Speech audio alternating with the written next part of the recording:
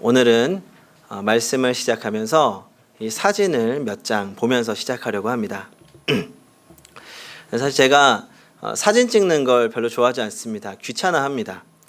그런데 요즘은 유니 사진을 좀 예쁘게 찍고 싶어서 고민을 많이 합니다.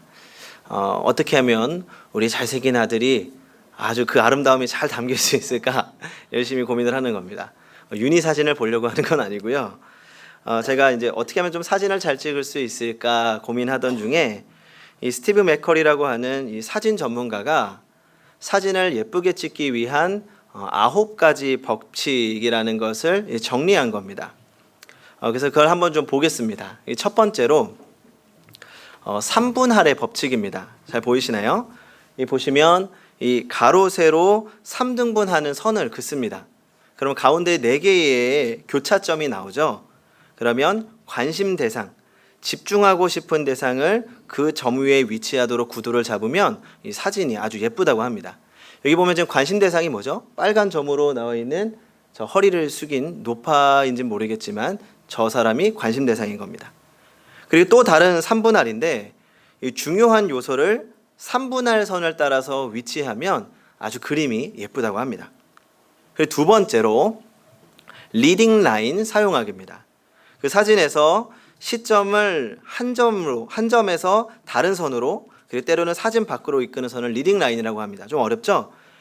자연스러운 라인을 이용해서 사람들의 시선을 이 사진 속으로 끌어들이는 겁니다. 한 점을 향하는 어떤 사람의 시선을 이용하는 거죠. 그리고 세 번째로 사선을 활용합니다. 이 사선은 큰 움직임을 만들어낸다고 합니다. 그래서 이 역동성을 살리기 위해서 사선을 활용하는 거죠. 그리고 네 번째로, 이건 좀 쉬워 보입니다. 프레임 만들기. 우리가 어떤 대상의 문이나 창문을 활용해서 그 사진 속에 또 다른 프레임을 만드는 겁니다. 그리고 다섯 번째로 주제와 배경을 대비시키는 겁니다. 그 사진 속에서 주제가 되는 대상이 피규어, 인물이 되고 그 밖의 배경은 그라운드로 두는 겁니다. 그러니까 주제 이미지가 배경과 대비를 이루어서 주제를 돋보이게 하는 거죠. 그리고 여섯 번째로 프레임 채우기. 주제에 가까이 전해서 프레임을 꽉 채우는 겁니다. 제일 쉬워 보이죠? 이건 쉽게 좀 따라할 수 있을 것 같습니다. 그리고 일곱 번째로 지배적인 눈을 가운데에 두는 겁니다. 코를 가운데 두는 게 아니라 그 중요한 눈을 사진의 중심에 위치시키면 그 눈이 보는 사람의 눈을 따라가는 것처럼 느껴진다고 합니다. 그리고 여덟 번째로 패턴과 반복입니다. 그 일정한 패턴을 사진 한 장에 담으면 굉장히 멋지게 보입니다. 그런데 더 멋진 건 그 패턴이 깨어질 때 또 다른 멋을 담을 수 있습니다. 그리고 마지막 아홉 번째는 대칭입니다. 그 대칭은 눈을 편안하게 하고 즐겁게 한다고 합니다. 이상이 이제 구도 잡기, 사진 찍을 때 중요한 9가지의 법칙, 9가지의 원칙입니다. 사실 이 9가지의 규칙을 다 기억하고 사진 찍는 건 쉬운 일이 아니지만 또 이렇게 찍다 보면, 배우다 보면 멋진 사진을 찍을 수 있다고 합니다. 좀 어렵긴 하죠. 그런데 이 스티브 맥커리가 특별히 강조하는 조언이 마지막에 나옵니다. 구도의 중요성은 기억해야 하지만 모든 규칙은 깨져야 한다. 사진 촬영을 마음껏 즐기고 자신만의 스타일을 만들어가는 것이 더 중요하다라는 겁니다. 사실 멋지게 찍기 위한 9가지의 법칙이 있지만 그것을 넘어서서 자신이 즐길 수 있는 방법이 가장 좋은 거라는 겁니다. 사실 이 마지막 부분이 가장 중요한 것 같습니다. 우리가 무엇인가를 잘 하기 위해서는 먼저 기본과 원칙에 대해서 확실히 배워야 됩니다. 하지만 그 원칙을 넘어서 자유로워져야 된다는 거죠. 그런데 우리가 흔하게 저지르는 실수 중에 하나는 원칙만을 고집한다든지 자유만을 고집한다는 겁니다. 우리의 신앙에 있어서도 마찬가지입니다. 두 가지 대표적으로 부딪히는 신앙이 있다면 원칙주의 신앙과 자유주의 신앙입니다. 그 자유주의 신학이 아니라 자유로운 신앙이죠. 그 어떤 사람들은 내가 배운 것, 자신이 배운 것만을 고집하면서 다른 사람의 신앙은 무시합니다. 그런가 하면 또 어떤 사람은 자신의 자유로운 신앙을 고집하면서 원칙과 기본을 무시합니다. 하지만 우리의 신앙생활은 원칙과 기본을 충분히 배우고 또 그것을 넘어선 자유로움이 필요합니다. 그렇다면 우리가 바르고 건강한 신앙생활을 하기 위해서 우리가 알고 배워야 하는 신앙의 기본은 무엇입니까? 바로 복음입니다. 복음은 우리가 가장 많이 사용하는 단어입니다. 가장 잘 알고 있으면서도 또 쉽게 오해하고 있는 것이 복음입니다. 오늘 본문은 우리에게 가장 기본이 되는 복음에 대해서 말씀하고 있습니다. 복음이 무엇인지, 그리고 우리는 그 복음을 가지고 이 땅에서 어떻게 살아가야 하는지에 대해서 생각해 보려고 합니다. 오늘의 말씀 마가복음 1장 14절을 같이 한번 읽어보겠습니다. 마가복음 1장 14절 시작. 요한이 잡힌 후 예수께서 갈릴리에 오셔서 하나님의 복음을 전파하여. 이제 예수님께서 40일간의 광야에서 시험을 마치시고 이제 사역을 시작하면서 가장 먼저 하신 것, 그것이 바로 복음을 전하신 겁니다. 이 복음이라는 단어는 헬라어로 유앙겔리온입니다. 좋은 소식이라는 뜻이죠. 이 말은 원래 헬라 사람들이 언제 사용했는가 하면 이 사람들 사이에 게임을 하다가 이겼을 때 혹은 세금이 내려갔을 때 장모가 방문을 하지 않겠다고 전했을 때 복음입니다. 요즘 같으면 시어머니가 우리 집에 온다고 했다가 취소하면 그게 복음인 거죠. 복음이다 외치는 겁니다. 그 영어로는 가스펠입니다. 가스펠은 가시라는 단어와 스펠의 합성어인데 곧 하나님에 관한 이야기입니다. 이 정도는 이곳에 계신 누구나 잘 알고 있습니다. 그런데 하나님에 관한 이야기라고 하면 좀 추상적입니다. 그리고 우리도 이 복음에 대해서 추상적으로 생각하기가 쉽습니다. 하지만 복음은 추상적인 것이 아닙니다. 우리 하나님도 추상적인 하나님이 아니십니다. 복음은 세 가지로 요약할 수 있습니다. 첫째로 하나님의 사랑입니다. 하나님께서 이 세상을 사랑하셔서 독생자 예수 그리스도를 이 땅에 보내신 것, 그리고 우리 죄를 대신해서 십자가를 지신 것이 복음입니다. 우리가 흔히 복음하면 가장 먼저 생각나는 거죠. 그리고 둘째로 복음은 예수 그리스도 그 자체입니다. 세 번째로 복음은 하나님의 나라입니다. 그 중에서 오늘 지금 말씀에서 예수님께서 전하고 계신 것은 하나님의 나라입니다. 오늘 말씀 15절을 같이 읽어보겠습니다. 시작. 이르시되 때가 찼고 하나님의 나라가 가까이 왔으니 회개하고 복음을 믿으라 하시더라. 아멘. 지금 예수님께서 하나님의 나라가 가까이 왔다라고 선포하셨습니다.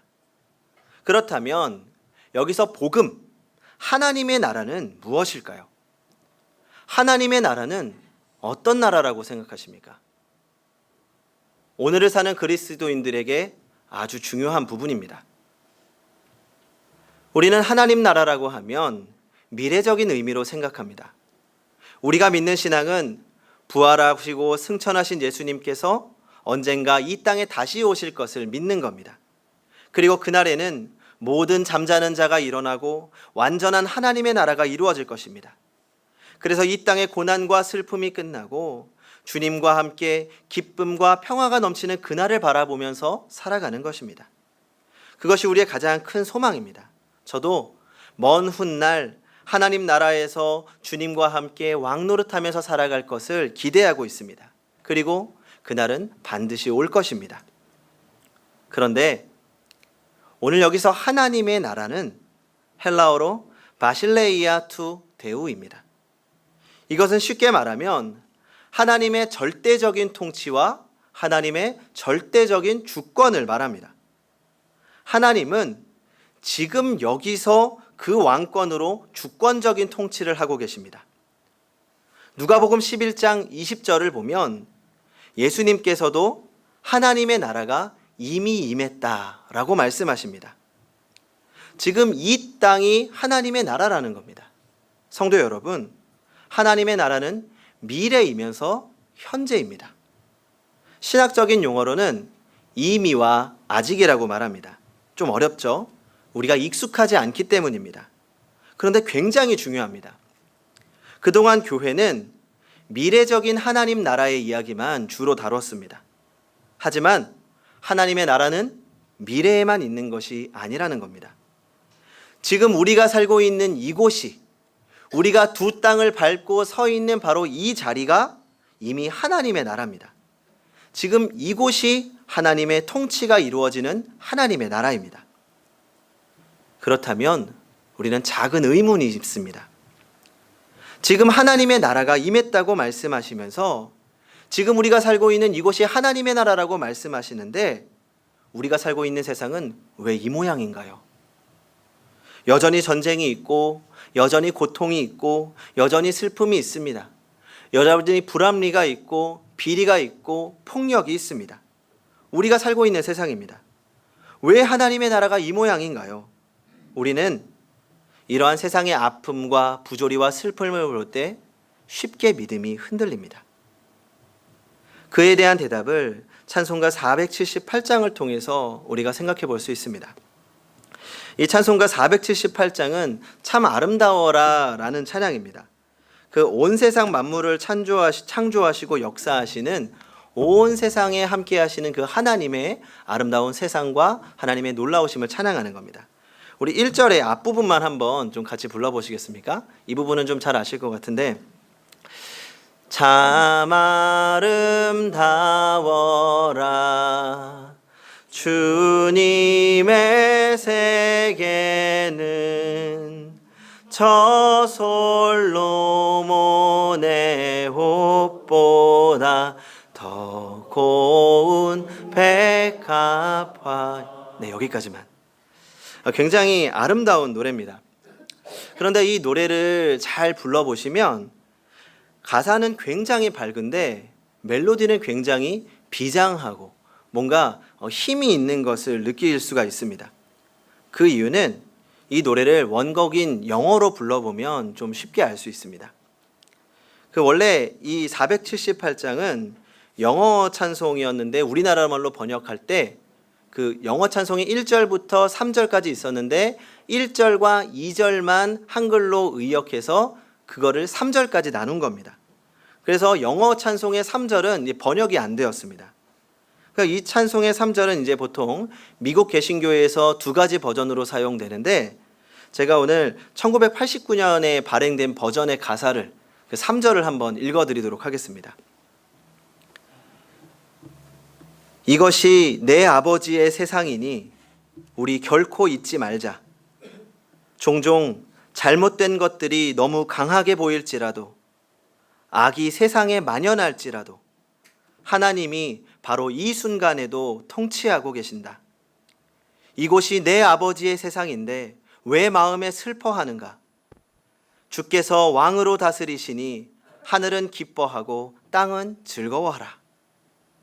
그러니까 이 찬송은 슬픔과 아픈 이 세상 속에서 믿음이 흔들리는 자들을 향해서 이렇게 외치는 노래입니다. 이 세상을 만드신 분이 하나님이시고 지금도 온 땅과 그 위에 거하는 모든 것의 주인은 우리 아버지시다. 그 아버지께서 지금 우리 만물을 운행하고 계신 것처럼 인간의 역사를 주관하시고 역동적으로 이끌어 오신 하나님은 바로 지금 우리가 느끼는 절망의 순간에도 여전히 통치하고 계시고 여전히 하나님의 계획을 이루어가고 계신다. 결코 잊지 말아라. 성도님들은 이 사실을 믿으십니까? 그렇다면 이 땅을 통치하시는 하나님의 계획 가운데 우리 그리스도인들의 삶을 되돌아보아야 합니다. 왜냐하면 하나님께서는 하나님 나라의 계획과 책임을 우리 그리스도인들에게 맡기셨기 때문입니다. 그리스도인들이 이 땅에서 하나님의 나라를 증거하고 하나님의 나라를 이루어가야 한다는 것입니다. 이것이 오늘날 교회가 회복해야 되는, 그리고 지금 예수님께서 선포하시는 하나님 나라의 복음입니다.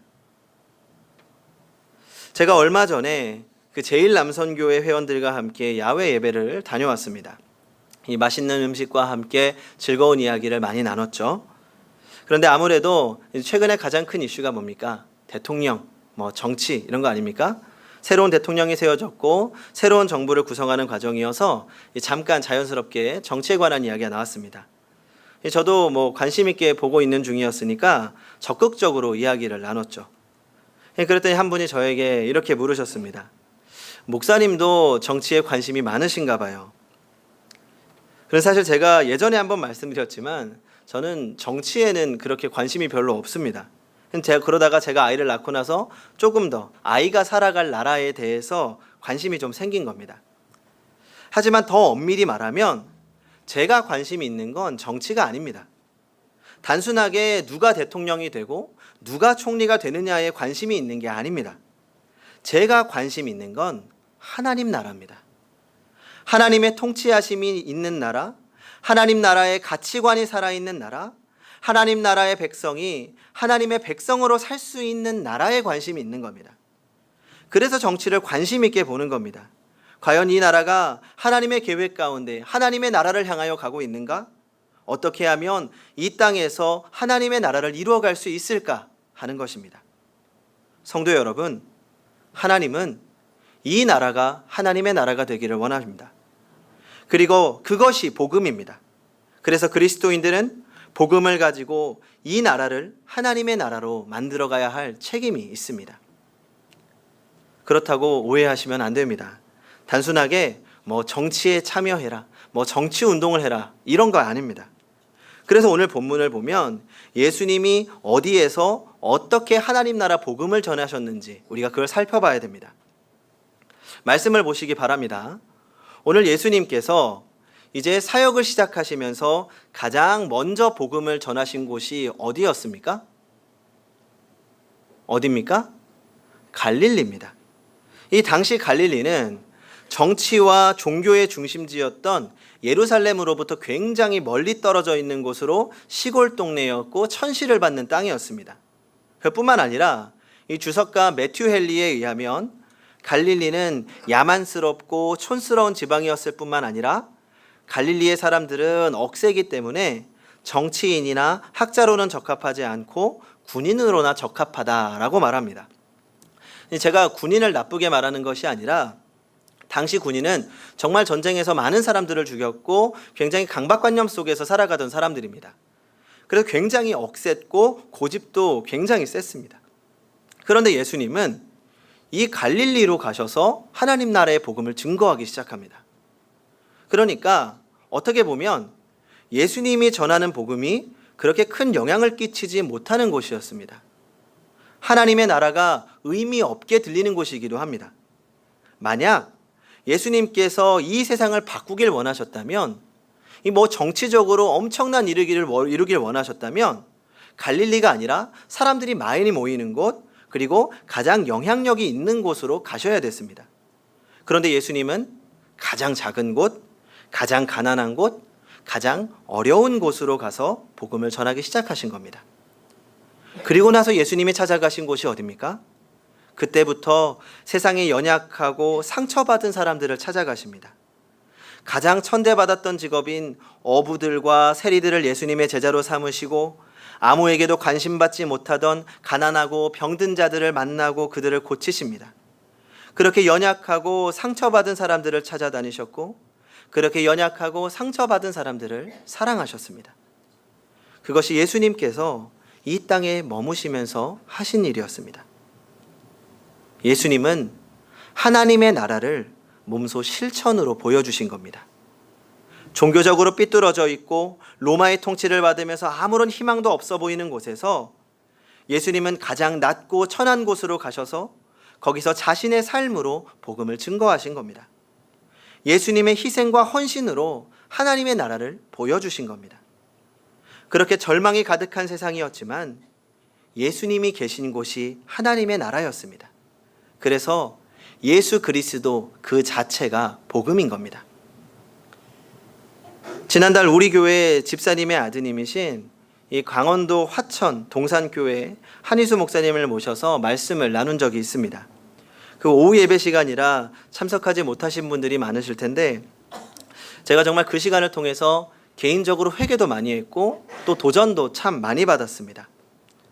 그 짧게 설명드리자면 강원도 화천에 있는 시골 교회에서 이 목사님이 가실 때는 처음에 한 3명, 4명이 모였던 교회인데 불과 몇 년 만에 3, 4년 만에 3, 40명이 모여서 성전도 새롭게 건축하게 됐다는 겁니다. 사실 제가 감동받은 건 3년 만에 성도가 많아졌다, 교회를 새롭게 건축했다, 이런 게 아닙니다. 그 작은 시골 동네에서 하나님 나라의 모습을 보았기 때문입니다. 목사님께서 그 작은 시골에서 이웃들을 어떻게 섬기셨는지에 대한 이야기를 들으면서 정말 많이 도전받았습니다.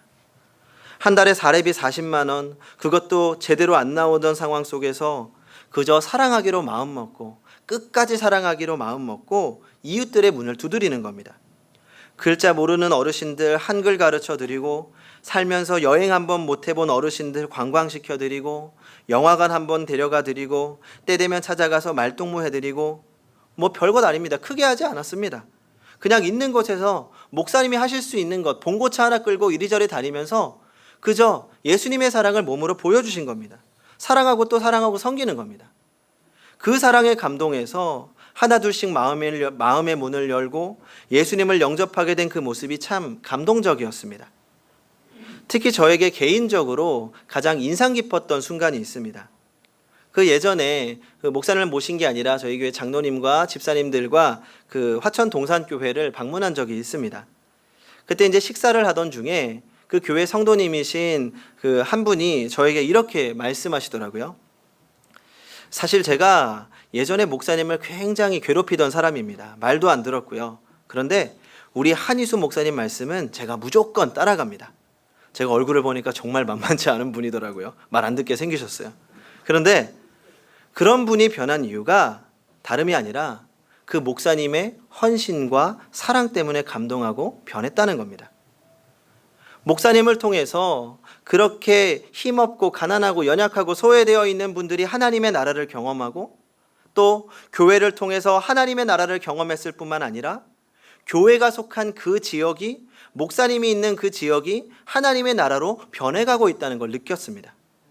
그러면서 다시 한번 깨달은 거죠. 하나님의 나라는 화려하고 멋진 것이 아니라 지금 나에게 주어진 곳에서 예수님이 하셨던 것처럼 사랑하고 섬기고 또 사랑하면서 섬기면 내가 있는 곳이 하나님의 나라가 되고 하나님의 통치하심이 나타나는 거구나 라는 것을 다시 한번 확신하게 된 겁니다. 저는 지금도 하나님 나라라고 말하기만 해도 저는 가슴이 두근거립니다.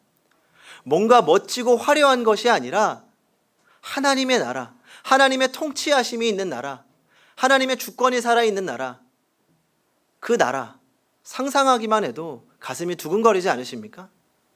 우리 자녀들이 그런 나라에 살아야 되는 거 아닙니까? 그래서 저도 어떻게 하면 내가 속한 곳에서 하나님의 나라를 이루어갈 수 있을까 늘 고민합니다. 말씀에 비추어서 자신을 돌아보고, 복음에 비추어서 세상을 바라보고, 나를 하나님 나라의 백성으로 성숙시켜 나가고 내가 속한 곳을 하나님의 나라로 바꾸어 가기 위해 노력하는 것입니다. 그래서 저 나름대로 하나님 나라를 만들어 가기 위한 저 나름대로의 저의 행동 기준을 만들었습니다. 한마디로 말하면 전부 좌우명 같은 건데, 불의는 참지 말고 사랑은 망설이지 말자. 불의는 참지 말고 사랑은 망설이지 말자. 전 이것이 예수님이 보여주신 하나님 나라의 모습이라고 생각합니다. 주님은 사랑에 망설이지 않으셨습니다. 그리고 불의는 참지 않으셨습니다. 하나님의 공의와 사랑을 이 땅 가운데 보여주시기 위해서 낮은 곳으로 가난하고 병든 자들을 찾아가셨고, 삐뚤어지고 왜곡된 종교 지도자들과의 문제를 피하지 않으셨던 겁니다. 우리가 닮아가야 할 주님의 모습인 것입니다. 성도 여러분, 우리가 하나님 나라를 보여주셨던 예수 그리스도의 삶을 조금이나마 닮아간다면 아주 작은 곳이라도 하나님의 나라를 이루어갈 수 있을 것입니다. 그렇게 예수님이 가신 곳이 하나님의 나라로 변한 것처럼 우리가 서 있는 곳이 하나님의 나라가 되기를 바랍니다. 우리의 삶이 복음이 되기를 원합니다. 그렇게 복음이 되어 살아가는 성도님들이 되시기 바랍니다. 기도하겠습니다. 온 세상을 통치하시고 다스리시는 하나님, 지금 이 땅과 시간도 하나님의 주권과 통치 아래 있음을 고백합니다. 우리의 눈으로 볼 때에는 죄와 슬픔이 가득하고 하나님이 멀리 계신 것처럼 느껴질 때가 있습니다. 하지만 지금 이곳이 하나님의 나라인 줄 고백합니다. 지금도 하나님께서 통치하시는 줄 믿습니다. 그리고 이 땅에서 우리 그리스도인들이 하나님의 나라를 이루어가게 하여 주시옵소서. 주님의 나라를 이루며 완성의 그날까지 그리스도인으로 살게 하여 주시옵소서. 우리가 서 있는 곳에서 주님의 사랑을 전하며 우리가 서 있는 곳이 하나님 나라가 되게 하여 주시옵소서. 그렇게 우리를 통하여 일하시는 줄 믿으며 예수님의 이름으로 기도합니다. 아멘.